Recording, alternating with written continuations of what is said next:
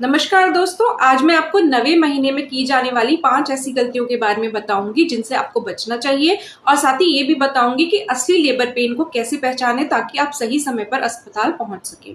ये जानकारी आपको एक सुरक्षित और सुखद डिलीवरी के लिए तैयार करने में मदद करेगी। तो चलिए शुरू करते हैं। पहली गलती ये है अकेले रहना या घर से दूर रहना। नवे महीने में कभी भी लंबे समय तक अकेले नहीं रहना चाहिए, खासकर अगर आप पहली बार मां बन रही हैं। लेबर पेन कभी भी शुरू हो सकता है और ऐसे में आपके साथ किसी का होना बहुत जरूरी है जो आपकी मदद कर सके और आपको अस्पताल ले जा सके। इसी तरह इस महीने में लंबी यात्राओं से भी बचिए। हवाई यात्रा, लंबी बस या ट्रेन यात्राएं जोखिम भरी हो सकती हैं। अगर यात्रा बहुत जरूरी है तो पहले अपने डॉक्टर से सलाह जरूर लें और सभी सावधानियां बरतें। हमेशा अपने अस्पताल के रास्ते और वहां पहुंचने में लगने वाले समय का अनुमान रखें। अपने बैग को पहले से ही पैक करके रखें ताकि आपात स्थिति में कोई हड़बड़ी ना हो।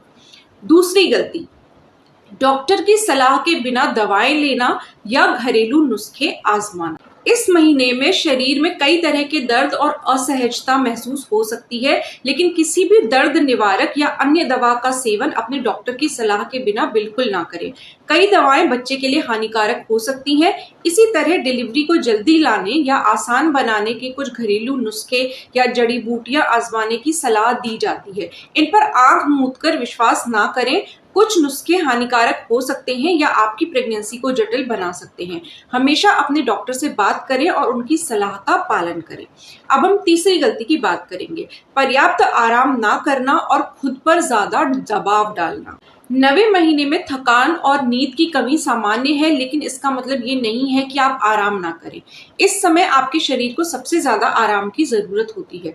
डिलीवरी एक शारीरिक रूप से थका देने वाली प्रक्रिया है और उसके लिए आपको ऊर्जा बचाकर रखनी चाहिए। घर के काम या अन्य गतिविधियों में खुद पर ज्यादा दबाव ना डालें। अगर आपको मदद की जरूरत हो तो मांगने में संकोच ना करें। दिन में छोटी छोटी झपकियां लें और रात में पर्याप्त नींद लेने की कोशिश करें। तनाव से बचें और शांत रहने का प्रयास करें। अब हम चौथी गलती की बात करते हैं, लेबर पेन के संकेतों को नजरअंदाज करना या गलत समझना। ये सबसे बड़ी गलती हो सकती है। कई बार महिलाएं असली लेबर पेन को फॉल्स लेबर पेन यानी कि जो ब्रैक्सटन हिक्स कॉन्ट्रैक्शंस जिनको कहते हैं फॉल्स लेबर पेन्स को, उनके बीच अंतर नहीं कर पाती हैं। फॉल्स लेबर पेन अनियमित होते हैं, उनकी तीव्रता नहीं बढ़ती है और वे स्थिति बदलने या आराम करने से कम हो जाते हैं। असली लेबर पेन नियमित होते हैं, उनकी तीव्रता धीरे धीरे बढ़ती जाती है और वो आराम करने से कम नहीं होते हैं। इसके अलावा पानी की थैली का फटना यानी कि रप्चर ऑफ द मेम्ब्रेन्स या रक्तस्राव, ब्लीडिंग होना भी लेबर का संकेत हो सकता है। इन संकेतों को कभी भी नजरअंदाज ना करें और तुरंत अपने डॉक्टर से संपर्क करें। हम आगे विस्तार से जानेंगे कि असली लेबर पेन को कैसे पहचानें।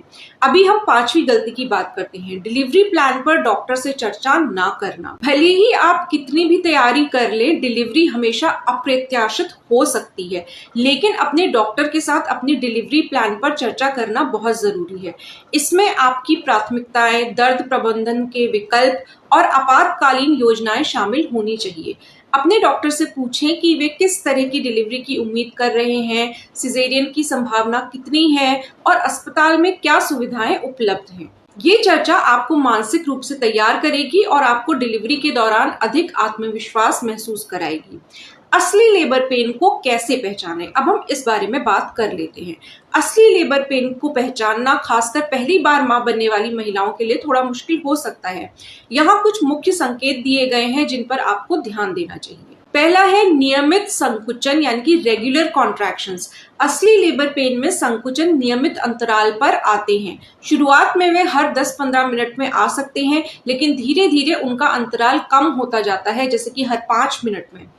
दूसरा जो सिम्टम है वो ये है कि बढ़ती तीव्रता यानी कि इंक्रीजिंग इंटेंसिटी। संकुचन की तीव्रता समय के साथ बढ़ती जाती है। वे पहले हल्के होते हैं, फिर धीरे धीरे अधिक दर्दनाक होते जाते हैं। तीसरा है लंबी अवधि यानी कि लॉन्गर ड्यूरेशन। संकुचन की अवधि भी बढ़ती जाती है। शुरुआत में वे 30 से 45 सेकंड तक रह सकते हैं, फिर 60 सेकंड या उससे अधिक तक रह सकते हैं। चौथा है स्थिति बदलने में राहत नहीं मिलती। फॉल्स लेबर पेन में अक्सर स्थिति बदलने से या चलने फिरने से कम हो जाता है पेन, लेकिन असली लेबर पेन में ऐसा नहीं होता है। वे चलने फिरने या आराम करते हुए भी बना रहता है। पांचवा है पीठ के निचले हिस्से में दर्द। कई महिलाओं को पीठ के निचले हिस्से में तेज दर्द महसूस होता है जो पेट तक फैलता है। ये टिपिकल असली लेबर पेन का लक्षण है। छठा है पानी की थैली का फटना या एमनियोटिक फ्लूइड का रिसाव या अचानक तेज बहाव होना लेबर का एक स्पष्ट संकेत है। ये रंगहीन और गंधहीन होता है, ये जो पानी निकलता है।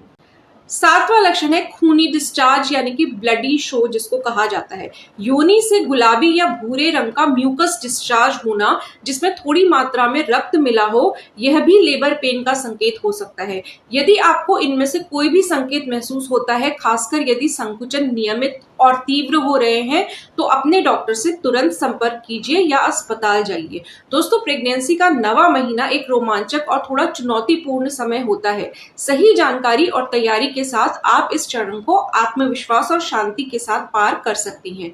अपनी डॉक्टर की सलाह पर भरोसा करें, अपने शरीर की सुने और अपने पार्टनर और परिवार का सहयोग लें। अगर आपको ये जानकारी उपयोगी लगी है तो कृपया इस वीडियो को लाइक करें, इसे उन लोगों के साथ शेयर करें जिन्हें इसकी जरूरत हो सकती है और हमारे चैनल को सब्सक्राइब करना ना भूलें। आपके मन में जो भी सवाल हो उन्हें कमेंट बॉक्स में आप जरूर लिखिए। हम आपके हर सवाल का जवाब देने की पूरी कोशिश करेंगे। जल्द ही मिलेंगे एक और नए और जानकारीपूर्ण वीडियो के साथ। तब तक के लिए अपना ख्याल रखिए, स्वस्थ रहिए और उम्मीद बनाए रखें। नमस्कार।